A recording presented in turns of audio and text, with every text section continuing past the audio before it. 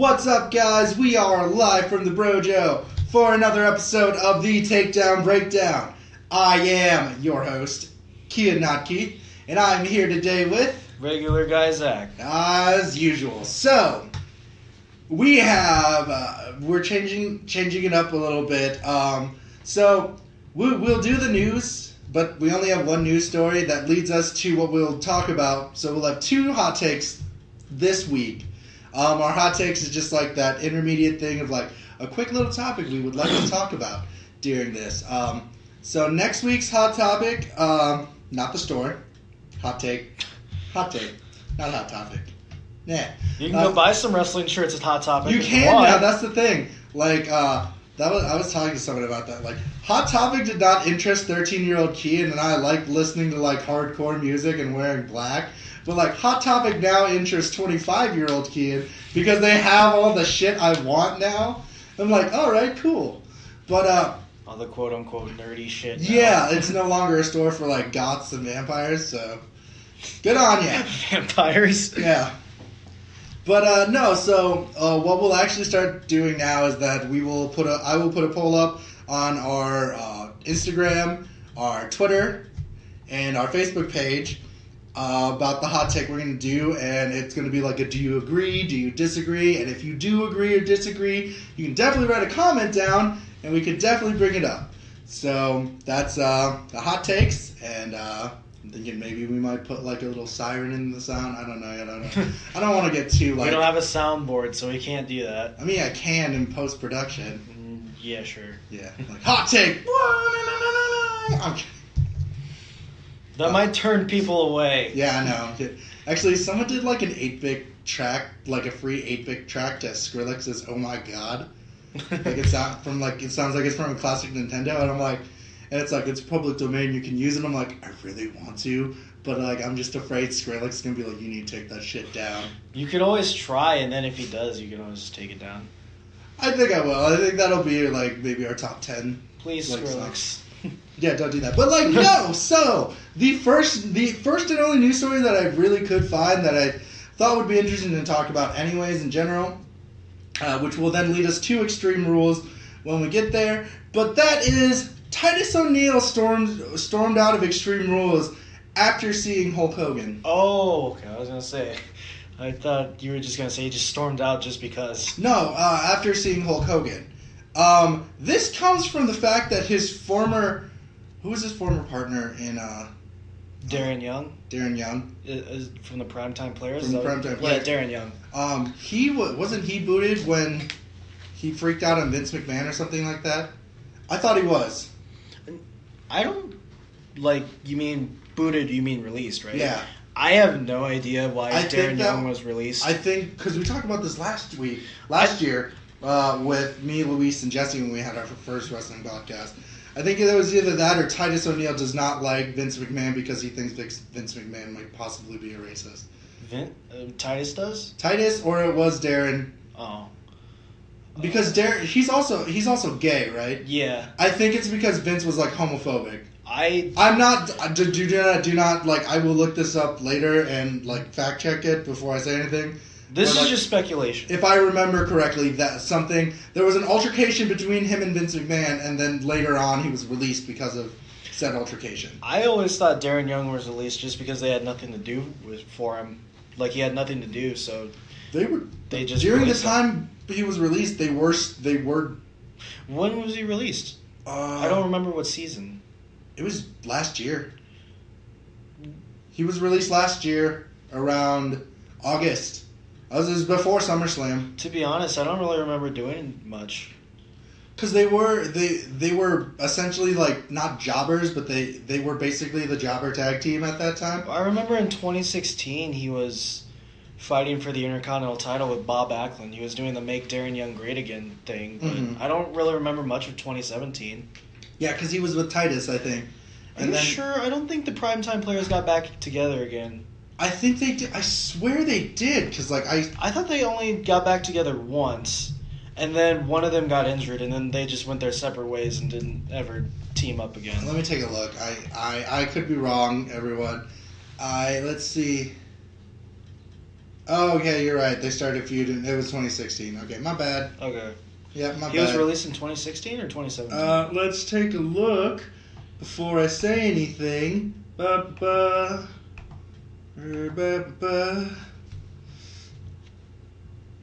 Let's see. His departure. Young suffered an arm injury while teaming with Sin Cara in a match against Shining Star.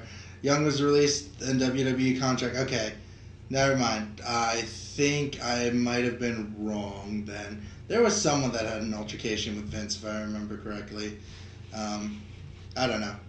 I was wrong. Please take that out. Please, whatever you do, take that into consideration. I do not personally think Vince McMahon is a racist. Neither but do I.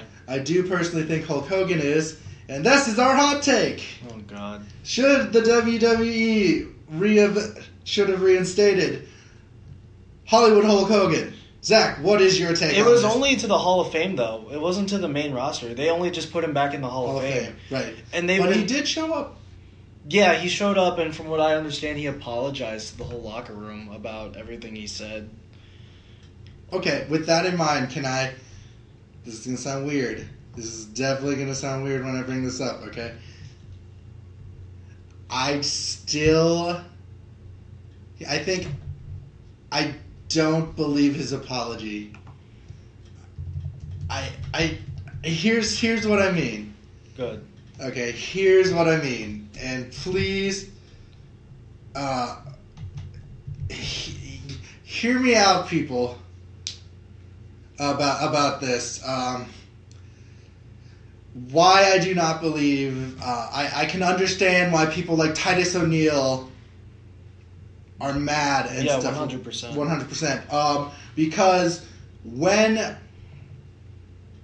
Gil makes fun of me when I'm like... I look at Facebook comments all the time when I see news stories, just because I'm curious about what other people's think. Not that it's going to change my mind personally on the matter. I'm like, what do other people think about this? Am I the only one that thinks this? If I do, maybe I'm wrong.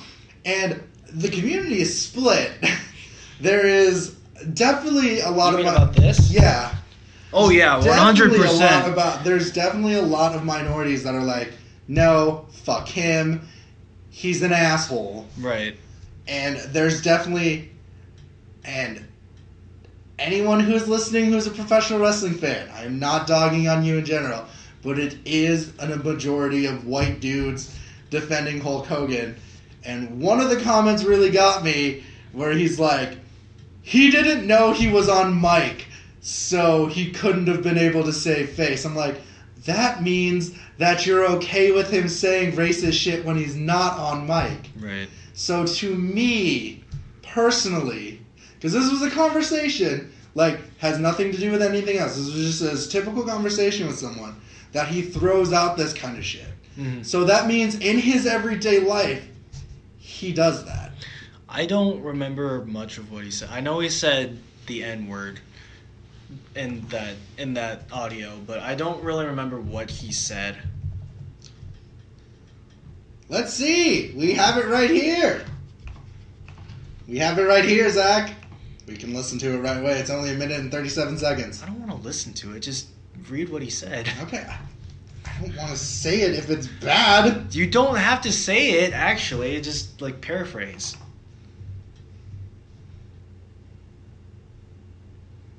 Okay. Here's the transcript from Gawker. Okay. Alright. Okay. Alright. This is not me saying it. Okay. Hulk Hogan, real name Terry Boella, refers to black people as fucking N-words and admits that I am racist to a point. Okay. This is from the transcript. I don't know if Brooke was getting a black guy, son, Hulk raved, the sources add. I mean, I don't have double standards. I mean, I am a racist to a point. Fucking N-words. But when it comes to nice people and shit and whatever. According to sources, he said, I mean, I'd rather, if she was going to fuck some N-word, I'd rather have her marry an 8-foot-tall N-word worth $100 million like a basketball player. I guess we're all a little racist. Fucking N-word. Now, with that in mind, Okay? It's just brutal. With that transcript in mind, and like not knowing he's being recorded, do you think, like, and I'm not trying to divide anyone here. I'm not trying to. Like, my personal opinion is fuck him, he's an asshole. And if you are like defending that like what you said is because you weren't on mic, that's bullshit, and that's fucking petty too. That's what I mean. Like, do you think that when people defend him for saying he was off mic, he didn't know he was gonna be recorded, how did he know like this would happen? What is your opinion on that? Well, I remember watching one of the wrestling news channels on YouTube break this news, and people were commenting that in the bottom, saying like, "Oh, he didn't know he was being recorded, so he couldn't, like you said, save face." And then there was one comment that like, just I understand that argument. I don't really agree with it though, because that just means like he is. I mean, he's admitted he's racist, like, but I want to point this out before we go on about, like, racism and things like that. I have admitted, and I've even explained this to people, everyone has a prejudice. Right. No one can say they don't, whether it be you don't like colored people, you feel uncomfortable with LGBT people, whatever. Everyone has a prejudice, and you do have to admit it, but what you do is you work on it. I can see a little bit where Hulk Hogan is kind of working on it, where he's like, I'm a little racist, but like, if my daughter was dating a black guy, I'd rather have him be a basketball player than some like schmuck. Right. That's a little shitty, okay? That's what I want to say before we go any deeper in this. But what about you, Zach? Personally, I can understand why they put him back in the Hall of Fame because, right. In all honesty, when you look at the lineup, there are some people that have been speculated or convicted of terrible crimes, and they're in there, and they don't. And right. See, and I can understand why he's in the Hall of Fame. Yeah, that's what I'm saying. I can understand it. At the same time, I also understand the argument of he shouldn't ever be allowed back in to not even the Hall of Fame, not WWE, or he should just be blacklisted from every wrestling company in general. I think he should be able to be in the Wrestling Hall of Fame if he's already in there. Right. Like, that to me is like, I don't feel like you should take that title away. Because, like, you already gave it to him. Mm-hmm. What I don't believe in is giving him more spotlight, I guess. Because then, to me, that makes me feel like maybe, you know what I mean? Like, I don't want to be weird, but, like, that does make me feel a little uncomfortable. Mm-hmm. Like, I know, like, if people didn't listen to us, don't know what we look like because we really don't have videos or pictures of ourselves. We're Asian. Yeah. So, like, definitely people, like, now that I said that, they'll be like, well, you just don't understand Jews and stuff like that, but it's not. This is just me being honest about, I don't like the defense of he didn't know what he was saying. Right. Like, that to me is just bullshit, because that to me is like, he says that shit every day then. Mm-hmm. You know? That makes it sound like he's comfortable with saying that every day. Right, exactly. I'm not comfortable saying that every day. I'm not comfortable about doing stuff like that. And we're on mic all the time. Yeah. So for a good, like, 6 hours of my life, every week, I'm on mic. And I still think I'm on mic when I'm, like, doing other things. That's how I think about, like, when I talk to people now. Yeah. It's like, I'm on mic. What will I say and what do I do? You know what I mean? That's where I stand about this. Like, I am 100% fine being reinstated. I was totally shocked that he was at Extreme Rules. Like, that definitely did shock me. Yeah. I totally understand why Titus O'Neil is mad. There's a lot of other African American wrestlers that are, like, not cool with this. Well, apparently Mark Henry talked with him about the whole thing, and Hulk Hogan said he's willing to take the steps to improve himself or something like that to get over this thing. And Mark Henry said, well, if you're willing to take the steps to apologize for this and to become a better person, then I'm all for it. But right, and I'm just paraphrasing, but that's what I saw earlier today, that Mark Henry talked to Hulk Hogan about it. Right, and I understand that. I understand that. And I don't know. I still do. It's just it's something that's split down the middle. Either you don't want him back for understandable reasons, or you want him back, and I won't say understandable reasons now that I think about it, but there are those that want him back, and then there are those that don't. Both sides have their arguments. So right, and like the New Day even has something. They have. I'll read it to the WWE Universe and whoever else it may concern. This will be the only statement we will make regarding Hulk Hogan's reinstatement into the WWE's Hall of Fame. We do not wish to spend the energy debating the point because between our kids, our external ventures, and this job, our energy is spread through enough already.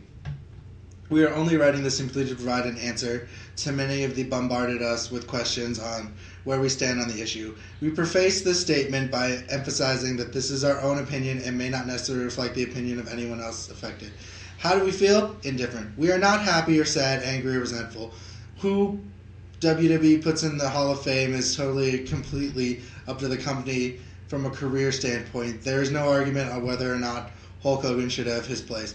We have no problem with his reinduction in the slightest degree. It is impossible to even begin to mention the history and evolution of the business without mentioning his name and accolades. On a personal level, when someone makes a racist and hateful comment about any race or group of people, especially to the degree that Hulk Hogan made about our people, we find it difficult to simply forget, regardless of how long ago it was or the situation in which the comments were made.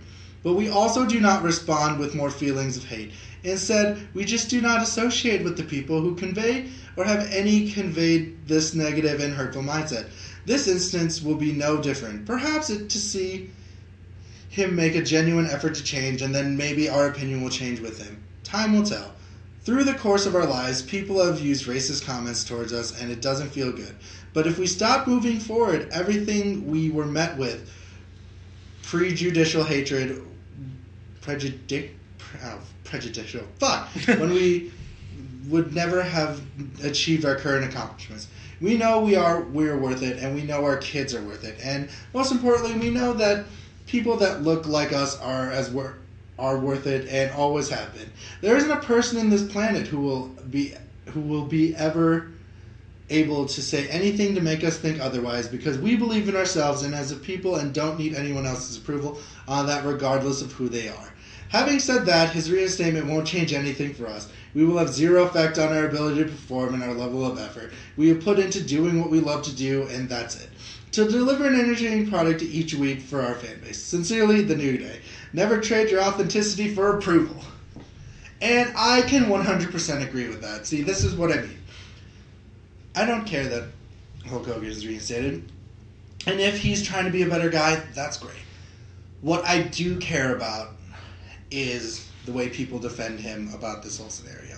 And if he is, like he told Mark Henry, I'm 100% for it.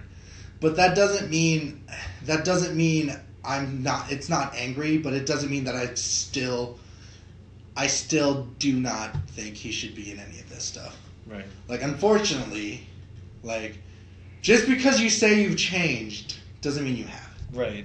Like, I'm sorry to anyone who's like, well, you're not a true wrestling fan if you don't believe Hollywood Hulk Hogan. I just can't. Like, there's something in me when someone, and it's just with anything. Like, I know that you're supposed to take the person out of the art and things like that, you know? Mm-hmm. You know, we talk about this on the podcast about, like, other podcasts about, like, people who, like, sexually assaulted people and people who, like, beat people and, like, right. But, like, think about all the good artwork they made. I'm like, I can, but I can also, like, I'm one of those people that, like, it does taint it just a little bit for me. Yeah, I was going to say, when you see that thing, there's always that thought in the back of your head that has what they did attached to what art form they're a part of. Right, and exactly, and this is the same thing with Hulk Hogan. I cannot, as bad as it sounds, I cannot think of Hulk Hogan without A, thinking of him having a sex tape that was released by Gawker, and B, him saying racist shit. Okay, I'm sorry. So that's been our first hot take. And Zach, what is our second hot take? Shoot it with me. One I was thinking of, and that we've probably talked about before, but I can't remember, is should 205 Live be canceled And should the cruiserweights be moved? If canceled, should they be moved to one of the main shows or down in NXT? Maybe not cancel, but like just make them a part of the actual show. Like stop making them seem like they're just like their own separate entity. Maybe that's the wrong word. Do you think that maybe SmackDown, now that it's gone Fox, could have a 3-hour show instead of a 2-hour show? I don't know, because there's a lot of people that say it's refreshing, you know, how Raw is 3 hours, and it's refreshing to have the 2-hour program in SmackDown. So, It's very interesting. No, this is like... It's funny to me because when I think back, you know, SmackDown was always associated with WWE's version of the Cruiserweights. Yeah. There wasn't ever really any Cruiserweights on Raw, and if they were like mid-card, lower mid-card guys. Yeah. And then they would come to SmackDown to go get the Cruiserweight. Right. But it's not like they dedicated an hour per se to the Cruiserweights back then. They'd throw in like the biggest feud at the time or the second biggest feud. Right, but like where I stand with this is that like if you get rid of 205 Live, you then end up making everyone else who isn't a big cruiserweight stagnant, and that which means that ergo they will be released because of lack of, you know, right. WWE is not going to pay for people to just... Well, a lot of people have said take away 205 Live and give them like the first hour on Raw or something like that. First hour, 30 minutes. Yeah. It'd be like what WCW did with the Cruiserweights. They'd always open the show with the Cruiserweights because that's a good way to get your audience interested when you have that high-flying action, that fast-paced style that... Which I can agree with you on that, but like where I stand with this is that like to me it's hard to... because like you will take away people's work. Mm-hmm. By doing something like this. Like, we already know this. We already see it kind of happening just a little bit. Right. You know, if you do that kind of stuff, like, you know, TJP is talking about, like, wanting to, like... Is he still talking about wanting to gain weight? At this point, I think he's just mad that Noam Dar beat him and that Drake Maverick is kind of overlooking him for everyone else. Yeah. I haven't really heard anything about wanting to move up to the main roster anymore from TJP. I'm really glad Noam Dar is kind of back. Yeah. I like Noam Dar. I do too. I think. I thought he was going to be a part of the UK division, but anyways.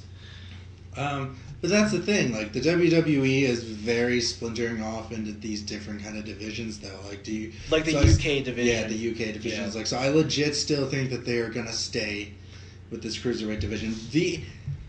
The only thing that could possibly make this a little bit more relevant is that it's not like it can be both on the network, but on the same time because they have that Fox deal that they could put this on after TV after SmackDown, right? Like they do. Like, I think that could definitely help them because then that makes it more accessible, right? But if you do that, I believe that you should do it earlier. Mm-hmm. You should have 205 Live start. And then SmackDown. Right. Well, you also run the risk of if you have 205 Live before SmackDown, you have the risk of them losing numbers on SmackDown. I was going to say a restless crowd. Right. Because, you know, we've seen it for the past few years. If you start out hot and you keep going with it, and then by the time you get to the main event, everyone's just exhausted. They don't have the energy to, like, cheer or do anything. It's almost like it's... I legit think that, like, 205 Live is worth it. Mm-hmm. Like, I think that 205 Live is enough of a fun show right. to put it before. I think that, like, SmackDown usually, to me, has the better ending of a show that, like, I would rather end with that than end... Like, I love the 205 Live ending match. I think it is... usually fucking phenomenal. Yeah, they usually tear the house down. But like, I don't think that it is as good as the SmackDown ending. It depends on the storyline. It does depend on the storyline, but like, for the most part, yeah. In the long run, I don't think it is. There are always times where like one show's going to be better than the other. Well, I think we've always had this conversation. There were a couple times where 205 Live to me like had a way better ending than SmackDown. There's like last week's Alexander Hideo Itami match, Murphy and Ali, the triple threat with Ali, Murphy, and Hideo. Like literally, I don't want to like 205 Live is hot right now to me, and like I don't think they will lose steam for a while. I was gonna say like. when 205 Live was introduced, it was more like character driven. Right. That's the point where I was like, okay, yeah, if you want to take away 205 Live, that's fine. But now that it's become more about the wrestling instead of the character point, and they're focusing more on the in-ring action and making it interesting, it is one of the hottest properties around. I definitely do think 205 Live, if they did, I definitely think you should put it with NXT because it has that same energy. Yeah, so and plus, the NXT crowd knows more about the cruiserweights than a main roster crowd. Right. And there are people who just predominantly watch NXT. So. Right. There are times where I'm just like NXT and 205 Live. There are sometimes I think 205 Live is above NXT some weeks. Right. And that's the thing. A lot of recent like match of the weeks have been 205 Live. So I cannot say that I don't want 205 Live. I really can't. Like I really think they should keep that show. Mm-hmm. Like for now. Well, a lot of people also like to see them start interacting with the main roster guys, but then you run the risk of them becoming jobbers to them. Right, and that's my fear. Right. I think you could always have a Rey Mysterio where they hold their own against the main roster guy until they eventually lose, but what are you going to do with all the rest of them then? Right. If there is one of them that I know that could probably hold their own, it is probably Cedric Alexander at this moment. I was going to say Buddy Murphy. Buddy Murphy is one of them. Drew Gulak, to me. Depending on who he's against, maybe I can't remember. Oh my god, this is embarrassing. Mustafa Ali, and maybe Hideo Itami too. Kalisto interacted with the main roster guys too, so he could. Yeah, he's been known for it because Kalisto teamed up with. He's a former United States champion. Yeah, who did Kalisto team up with again? Sin Cara, yeah. Yeah, that's right. CWD does this stuff all the time. But, like, that's the thing. Like, I totally believe that they can do this stuff. Like, I believe 205 Live is a great show. They tried, though, a little bit for them. Like, they have tried bits and pieces at times to bring, like, the main roster in. Yeah, with Goldust and Titus. Yeah, The Miz interacted with Enzo Amore on one episode of Raw, and they had a match. Right, and see, like, it's hard. It's weird. Right. Because, like, if you do that, they'd have to be on 205 Live and not on the main roster. Only because I feel like not a lot of people watch 205 Live that watch SmackDown and Raw. Because they probably don't have the WWE Network, which is only $9.99. Oh, God. I'm kidding. We're going to do that plug that they do, too. I fucking love that plug. Get a soundbite of Michael Cole saying that, get the WWE Network. It's only $9.99. No. Actually, that was actually another one. People are... there's rumors that Bobby Roode isn't no longer going to have his Glorious opening. Oh, yeah. I've heard that. If he's turning heel, it's a very smart thing to do. Right. I mean, look at Shinsuke Nakamura. It's a prime example of it working out. I'm super sad, though. Why? I love his fucking opening. I like his new version better. I don't know. I do. Man, there's just something about a dude who comes out with a fucking violin and just like... He doesn't come out with them all the time, though. I know, but there's something about that, like at main events, to see the dude or an orchestra playing his intro. It's just like, I love it. I can see... but I understand. Shinsuke's new opening is good. I like it more than the other one. Oh, fuck you. It's so good. But yeah, no, I can totally understand. The new one is just a little bit above the old one. I understand Bobby Roode I think Bobby Roode should be heel. He was fucking heel on NXT. It's because it's the role he's most comfortable in. Yeah. And it's probably the one he spent the most time in, too. Yeah, that's the thing, though. Like, just because you have a song, like, that song Glorious is definitely a song for a heel, though. Like, a heel who is full of himself. And if they're afraid the audience won't sing along with it, just watch NXT. I know it's not the same. I know it's not the same audience, but at the same time, people love to sing along with it. But I guess like you can't. There's nothing that really rhymes with glorious that like victorious. What? Victorious. No, like something that's like negative. Like Kurt Angle has like "you suck," and he's like he's just accepted that like even if he doesn't, because I actually really do like Kurt Angle. even if he doesn't suck, everyone just now knows him as you suck. Yeah. And like that's what I picture like 5 years or 10 years from now if John Cena's still wrestling and then people are like John Cena sucks, and then he's like, yeah, you're right, I do. He's been embracing that his whole career. He's even started adding the dance moves into that. Yeah, see, like that's what I mean. Like they could totally do that, but like I just don't know what like you could like what, and it has to be proper ebonics too, from like glorious to like if you do something negative for that song, it has to like make sense. So like I can understand, I guess, a little bit. I can't think of anything. Yeah, neither can I. And everything I do think of, it ends with us, but it just doesn't rhyme with the glory part. Yeah. Like I don't know. That's definitely a thing. Now you can be like glorious. Yeah, I won't give in. I won't give in. Yeah, I but will be like, furious.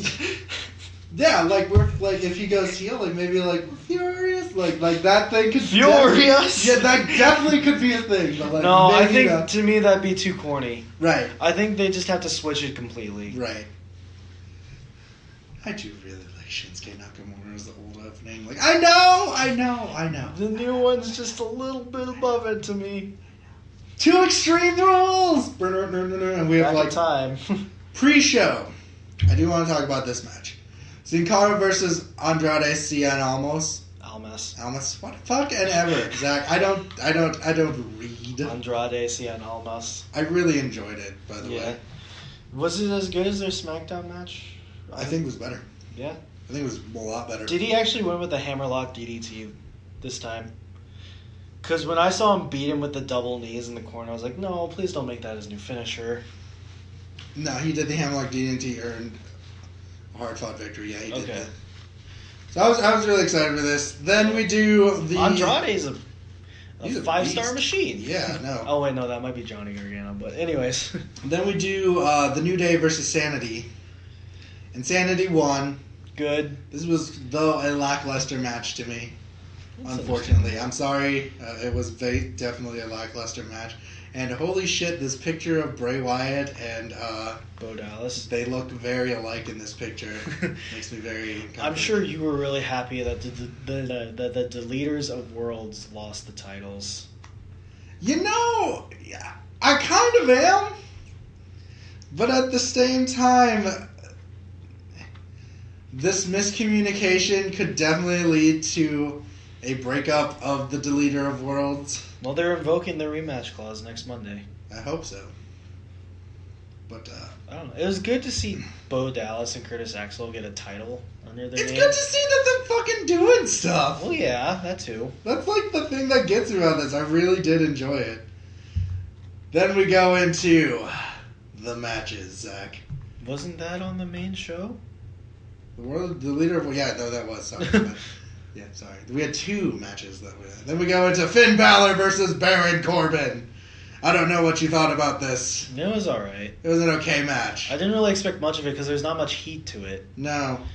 That's kind of a reoccurring thing with a lot of these matches. There's not a lot of heat to them. Right. And the stakes that are there for some of these are just not good. Yeah, because then we go into fucking Asuka. Just something else. I'm just glad Finn Balor got the win, but I kind of also wanted Baron Corbin to win just so, because he's been racking up wins lately. Yeah, but it is nice to see that momentum going. A kind of consistency. Right. Asuka versus Carmella. The shark cage stipulation just never works. They're always going to find a way to interfere, whether it be a weapon or just getting out. Yeah. And, the in-ring action wasn't really that great either. No. It's just a lackluster match. I'm sorry. And Carmella still won. Yeah. How does that make you feel? It makes me feel like they don't know what to fucking do with Asuka. No, they don't. Because the most important part of her character, the streak, is now gone. Yeah, no, she's... I mean, you can still do stuff with her being weird and the Empress of Tomorrow. But just don't know what to do with her because, I still think, in my personal opinion... WWE has been a lot less comfortable with strong style. Well, yeah, of course, it's understandable. I think that... Just look at the injuries that have racked up in the past few years alone. Right. Broken noses, Shibata arms. had to retire because of his headbutt. Hiromu Takahashi just broke his neck. in the G1 special. Right. Okada's been taking some insane bumps on his neck too. Same goes with Omega. Yeah. All of them take insane bumps. So like I can understand and get it at the same time, but like it's just when you bring these guys who do strong style, you have to know that they have already know the risks of doing it. So if your other wrestlers don't know, it just kind of ruins the majesty that is strong style. Well, I was gonna say with the schedule they have too, it's not exactly easy taking those kind of strikes every day. And I can 100% agree with you. Then don't get people who do like strong style. Like that's definitely like to me that's definitely a big thing. If you want to call them like people of strong style, you have to know what you're getting into. Well, they don't call Nakamura the king of strong style anymore. I believe because strong style has now been patented by NJPW. Well, yeah, but doesn't Nakamura own the title of the king of strong style? No. Oh. See, okay, Japan's weird. We've probably talked about this already. I think Japan's copyright's weird though. It's kind of like Korea's copyright. It's their copyright is more for the people than a person. So like, if strong style is helping the people, which it is because strong style is definitely big in Japan, they will definitely go against like someone like I want to copyright the king of strong style, so no one can use it.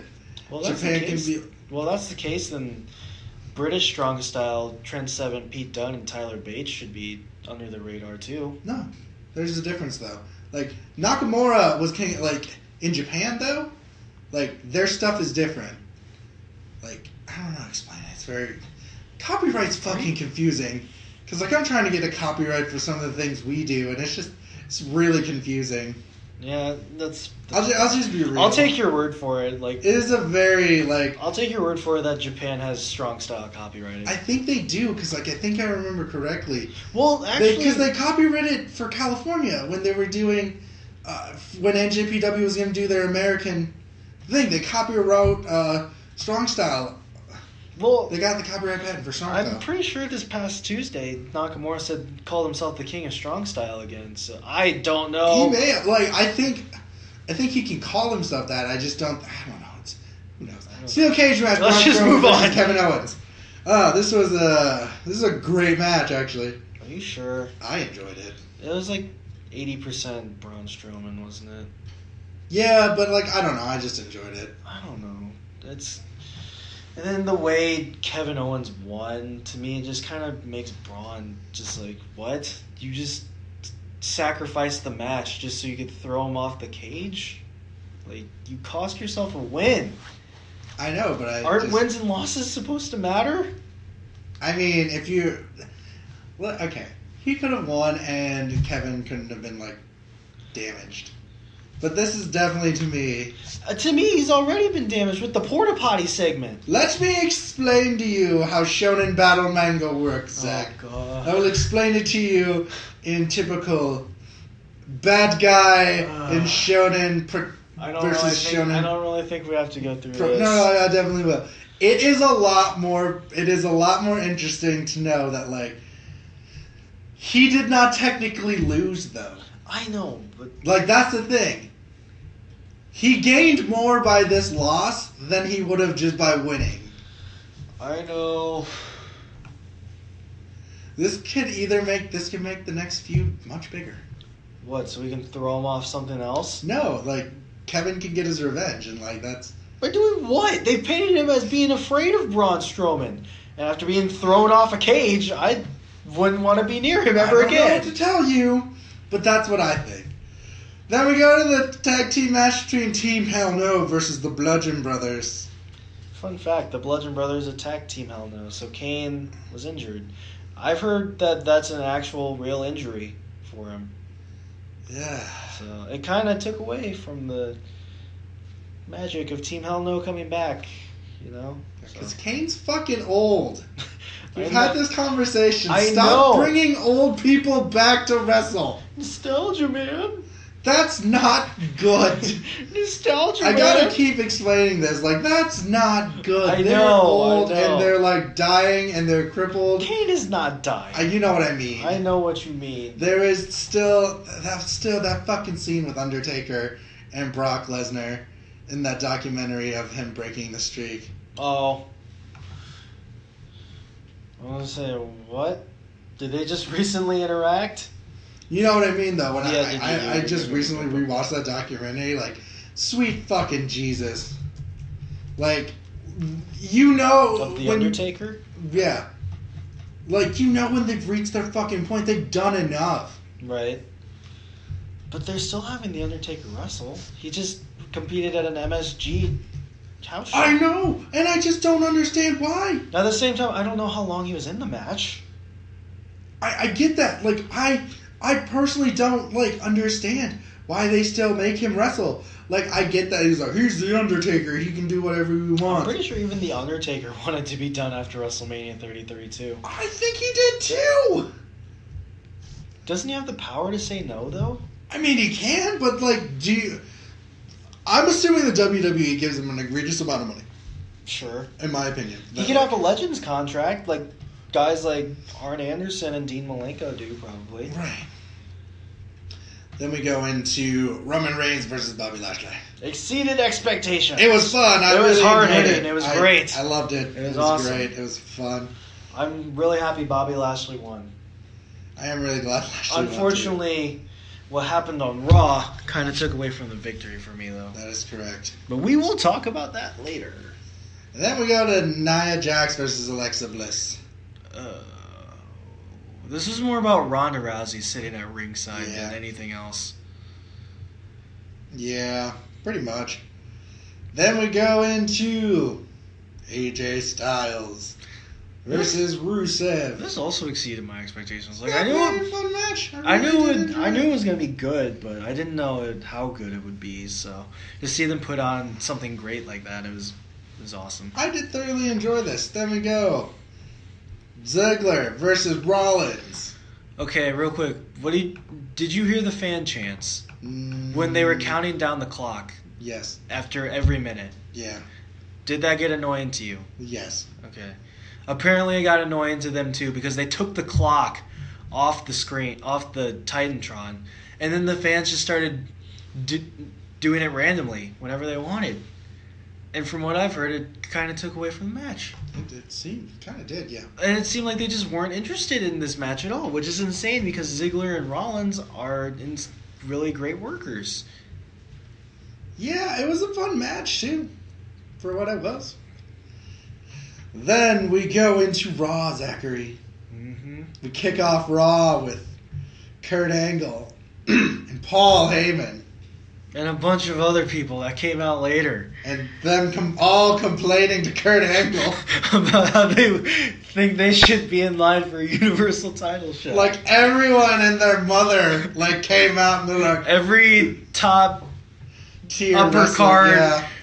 guy on Raw just came out and was like, I think I should face Brock Lesnar, and here's why. And then they should just have And Seth Rollins came out, too. and then there should just be like a Drew Yeah. Gulak slideshow that came out. Yeah, they're just like... here's why. It's like, raise your hand if you think you deserve to be in. And the entire roster comes out like, I do. I definitely want to do this, roster guy. But no, for real, before everyone came out and started staking their claim to wanting to face Brock Lesnar, I thought it was a good segment. Yeah. But And then then it everyone kinda just just got- decided to come in and be like, I want to be the next professional wrestling champion. I want to be Universal Champion. So, we get into what happens. There was matches. Yeah. Well, Roman do you want to Reigns. bring up that Kurt Angle made a stipulation that if Brock didn't show up, he was going to strip him of the title unless they agreed on a next title defense, Yes. which will be at SummerSlam. Yes. Yes. Then we go into Roman Reigns, Finn Balor versus Drew McIntyre. Yeah. That was a good match for what It it was. was until the ending. Yeah. I will say this. I still do not like that Roman Reigns is again possibly going to face Brock Lesnar. Well, the problem is that they've done this match to death. And Yeah. aside from WrestleMania 31, it hasn't been that good. Right. So I thought Finn Balor was going to win. Yeah, I really was hoping that. I 'cause, thought like, that- I think he deserves it because he fucking lost it, like, what, 2 years ago? Yeah, 2 years ago due to injury, and he still hasn't gotten a rematch. Right, exactly. That's where I stand. Then we go to Bobby Roode versus Dolph Ziggler. Listen, I don't think Bobby Roode was the best thing to do. Have him have the loss for this one. No, was this an Intercontinental title match, or was No, this it was just just a one on regular one? match. Okay, yeah, I can understand that 100% because a lot of people like Bobby Roode, but at the same time with the booking, it's getting to the point where people are just like, I don't care about him anymore. Right, exactly, and that's what I feel like that's what happened here. I'm pretty sure I've said this multiple times on this podcast, but at this point, they're just making him be like Bobby Roode is a catchphrase, and that's it. Yeah. He has no character. No, because he's lost. Like, he got the I think he got the U.S. title too soon. To me, he lost it too soon. Yeah, sorry, yeah. I mean, like, he only you gave it, like, if he would have won it and kept it for a long time, I totally understand it. Mm-hmm. But to me, when I say too soon, is that, like, they gave it to him for, like, a month, and then he fucking loses it to Randy Orton? Yeah. Like, that to me is too soon, and, like, what was the point? I'm pretty sure the point of giving the title to Orton was just because Orton never held the title. Right. Which to me is a terrible reason. Right, exactly. And I just be like John Cena coming out here and just beating Dolph Ziggler because he's never held the Intercontinental title. It's like John Cena being like, technically I'm a cruiserweight. John Cena slims down to 204. Kicks the shit. He has been learning new moves because he's been on the set of the Jackie Chan movie. Yeah. He could bring those to 205 Live. Yeah. But, like, yeah, I do really think that, like, Bobby Roode should have just won this because this was not a... Well, to be honest, I would also run the risk of having the Bobby Roode-Dolph Ziggler feud come back, and that just ended, like, 6 months ago? Right. And nobody liked that feud. Right. So I can understand why, but at the same time, they've got to do something with Bobby Roode because they're running the risk of taking this guy who was insanely over. You can say it was because of his entrance music, but his ring work in NXT and his ring work in TNA gave him a reputation, and they're kind of taking that all away by just... That's what I mean. It's just like you can't... That's what it... Yeah. I'm going to Tyler Breeze versus Mojo Rawley. I really enjoyed this match. I don't know if you watched it, but I thought it was very fun. I'm pretty sure I just got home around that time. Oh, man, it was such a good match. I really enjoyed it. I'm kind of sad that Tyler Breeze is also just not really being used at all, too. Yeah. Just because of, again, his position in NXT. Yeah. But I did really enjoy this match. I think it was very fun. You know what match I didn't enjoy? The next one?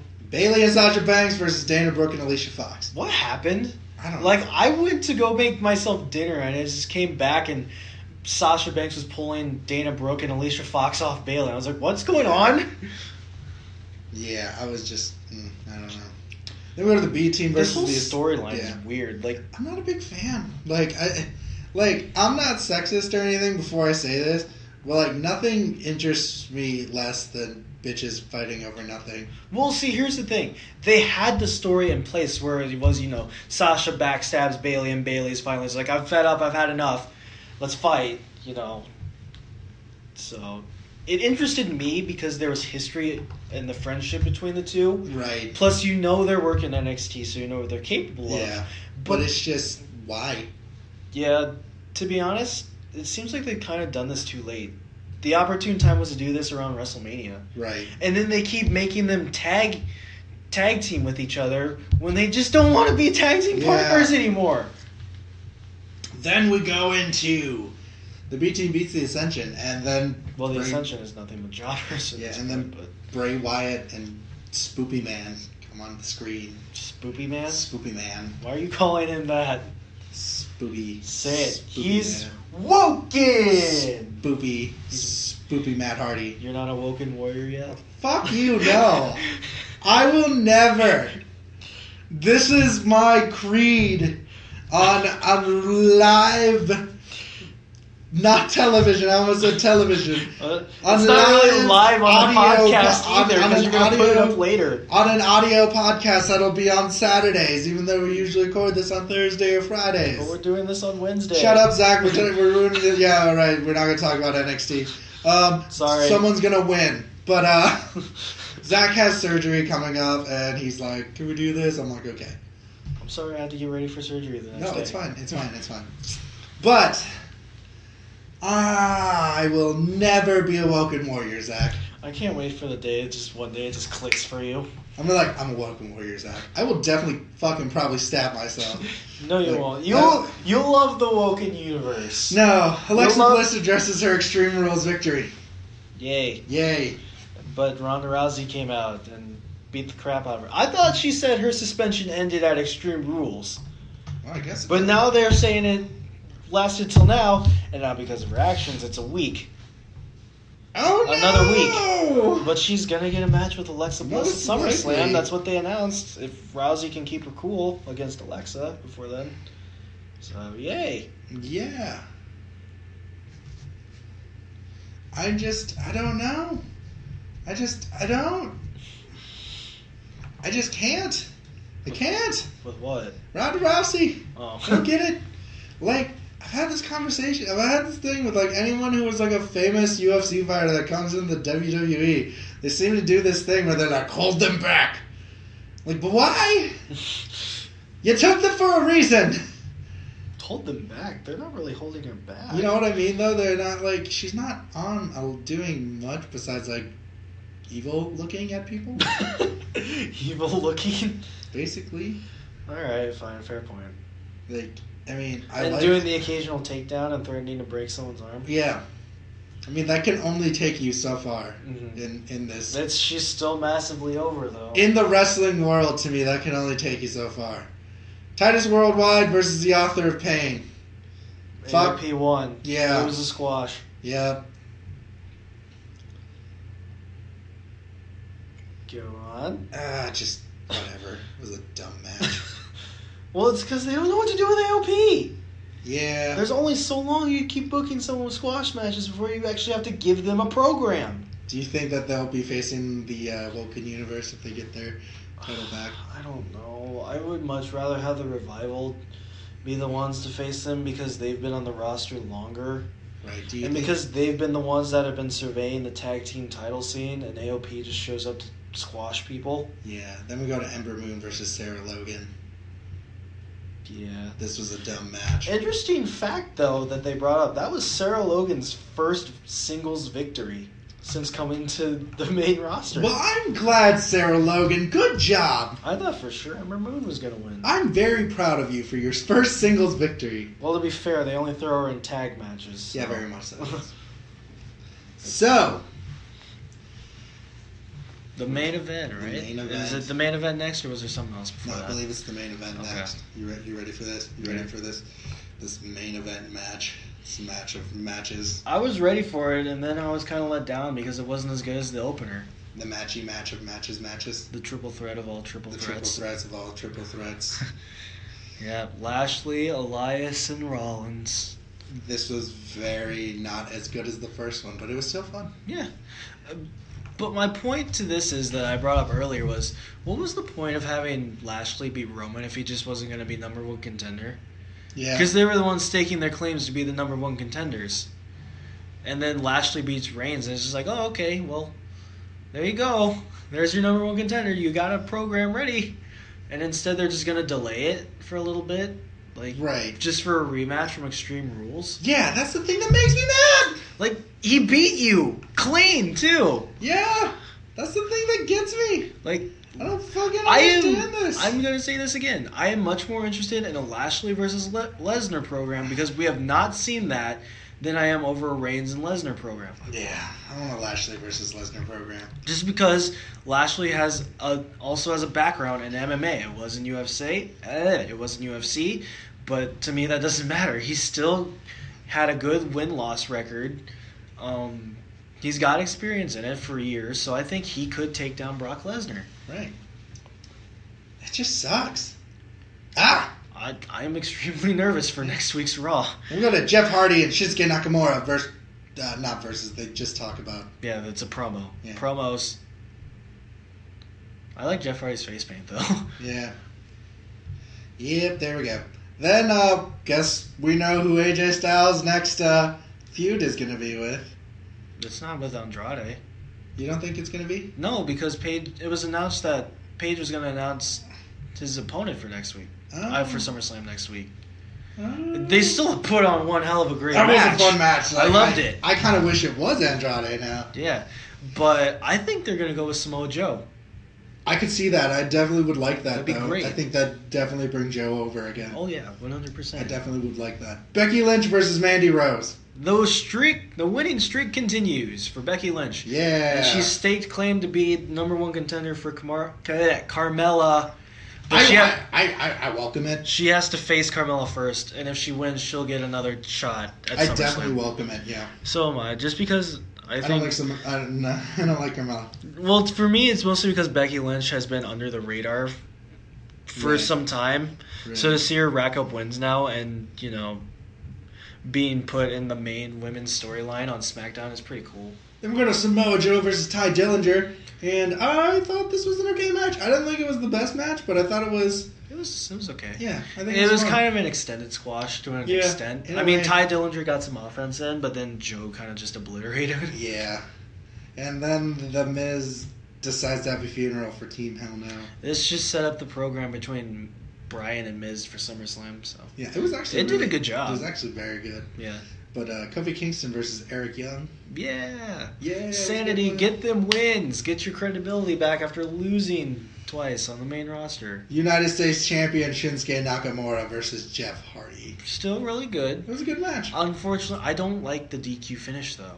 It looked like Hardy was going to win. I was like, what is the point of having Nakamura be champion? And then Orton pulled him out. And I was like, why? Because I think Orton wants that title. I know, but at the extent of Jeff Hardy, Orton. like we've reported already that it's been reported that Hardy is having bad injuries. Like I saw it in the match. He was like flexing his fingers because I think he lost feeling in him again. I know. I just don't know what to tell you. Like, I'm all for heel Randy Orton here, but, I don't... If Jeff needs to be sidelined, then let him be sidelined, because he looks like he's in a lot of pain right now. Yeah, and you should maybe need to think about that. Also, Orton putting his finger in Jeff's earlobe and then pulling made me cringe really hard, because I thought he was actually going to rip it. Not because that was a stupid thing, but because I was like, oh my god, he's actually going to rip it. Right, no, I get you. And anybody who sees anything like that is immediately just going, oh god, please no. Then we go to 205 Live, and we do have TJP versus Noam Dar. Yeah. I really Hot enjoyed this opener. match. Yeah, but It was a fun match. It looked like Noam Dar just got lucky though last week because TJP still won Yeah. with the knee bar. Yeah. Yay! But I thought it was still a fun match. I Absolutely. thought it was very enjoyable. It's actually really good to see TJP getting a win that matters instead Yeah. of over a jobber. Hooray! Do you know TJP's Filipino? I did. Yeah, I really enjoy that. It's from Kansas City, Missouri, too. Really? Yeah. I thought isn't he built from Los Angeles? He's built from Los Angeles. A lot of his family, just like a lot of mine, are in like California and stuff like that. Oh, So I ended up like living there. you did or he No, did? he ended up living there. I'm not gonna Oh. fucking live in California. That's expensive as fuck. No, I thought you said you did live Yeah. in California. No. It's just like when I was like looking at like places to like possibly rent for like a studio. I'm like, oh, we could like try to all uproot to like Des Moines. I'm like, the rent is fucking egregious. Drew Gulak versus Danny Garcia. Squash. Yes, it I call was. squash. 'Cause who is Danny Garcia? No one knows. It was a lackluster match. So Because it was a squash. yes, Leo Rush versus Akira Tozawa. That was not a squash. That was a fun amazing. match. Yeah, I love it.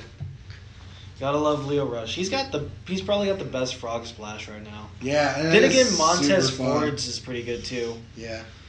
But anyways, at the end of the night, Drake Maverick I think announced it's gonna be a fatal 4-way for the number one contendership for Cedric Alexander's cruiserweight title.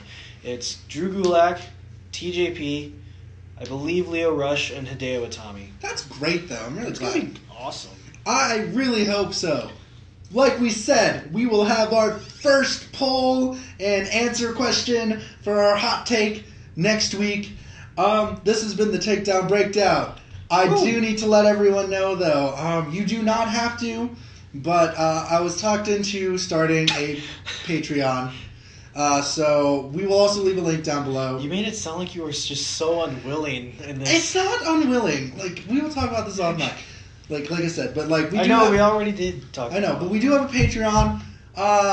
take a look, read. It's really not much. It's just me saying, like, this is our shows, this is what we want to do, and this is what we are going to do, and this is, like, the YouTube videos, because we've all had things, like, I had to go on vacation. I went on vacation. Some of the guys think that, like, a hiatus is a week, 2 weeks instead of a week. Stop. I'm not pointing fingers at anyone.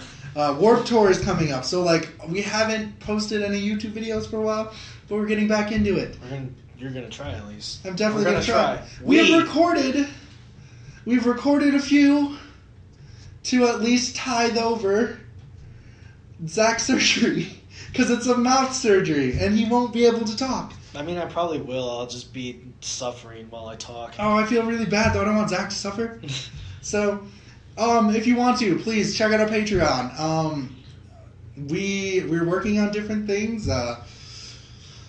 Good friend Hale is thinking about, like, keychains and stuff like that. Shirts. And shirts. I don't know if Shirt anyone wants to wear a shirt, but go right ahead. Unless it's a cool design. Also, listen to other podcasts on Podbeans. We do have a news podcast and a video game podcast, and we might have another RPG podcast coming up, like a role-playing game a board game podcast, and maybe possibly bring back Fictional Fight Club in a more reasonable manner. That could actually become a video. We don't know. That's all up in the air. But check out other things. Like, there's a lot of, like, awesome other podcasts. There's, like, a science fiction podcast I listen to on here. There's, like, a book review podcast, because I'm a loser.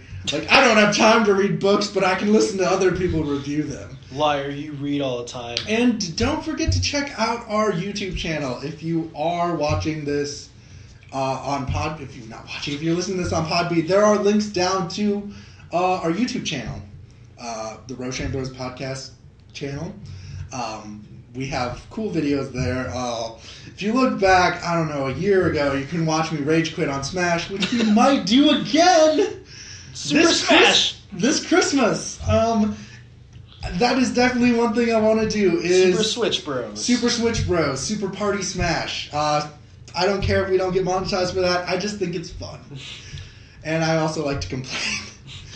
Will it affect your life, though? No. So this has been the Takedown Breakdown. Thank you guys all for listening. Sorry if we got a little too what the internet would call SJWE with Hulk Hogan, but, you know, that's definitely a hot take we all had to bring up.